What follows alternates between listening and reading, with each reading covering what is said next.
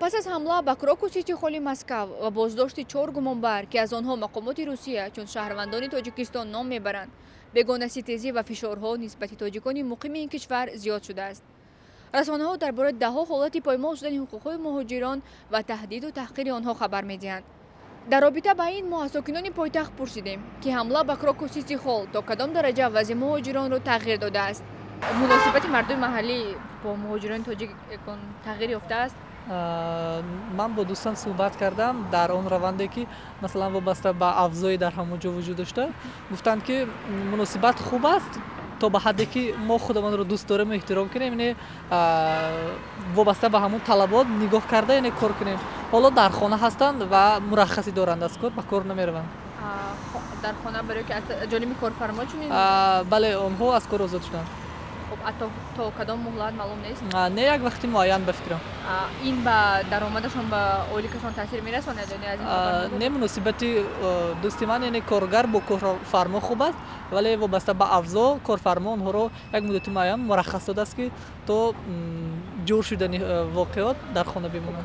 به گپور هم غمیتیان پاتنت دموشایو که انا یا پرپسکاز یا روز بگذارم میبرن اشترافت میکنن چور کاد میگن خیلی چیه اوخی یا اصلا مثال که انا یکم بور خیلی نمیدونم که ای مردمی اون مثلا یکم سوز معامله نکنه انا پلیس وای سوز معامله نمیکنه.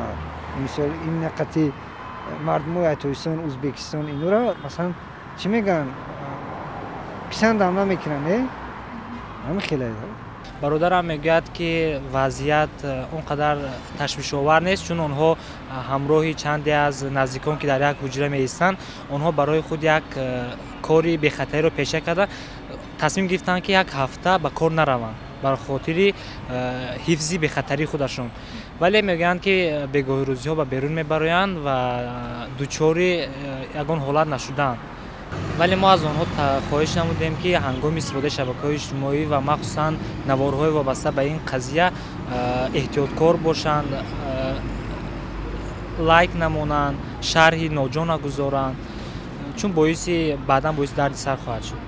بسیاری منطقه‌های روسیه گفتن که ورمین استراحت میتونن اونا کار کردن. نمیدونم که من گام میزنم میگن اینجا بود جون تغییر یافتگی باید پیشتر دیگه کار دم درآمد حجتش خیر کردگی بود، بازی قبول نکردن خانه داشتگی برای که بعدی همین حادثه‌ها دگان امنیتشان بجاست دگان خطر تهدید نمیکنه. نه خطر تهدید نمیکنه. خب پسری شهر کالونی و راننده تاکسی کار کردیسه یگان چی تهدید نکردیسه.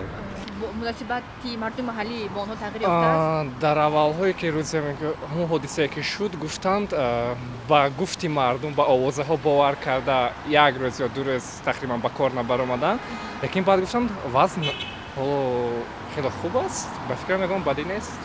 امنیتشان تامین است؟ امنیتشان گفتند خوب است، رنگ کشتره به اون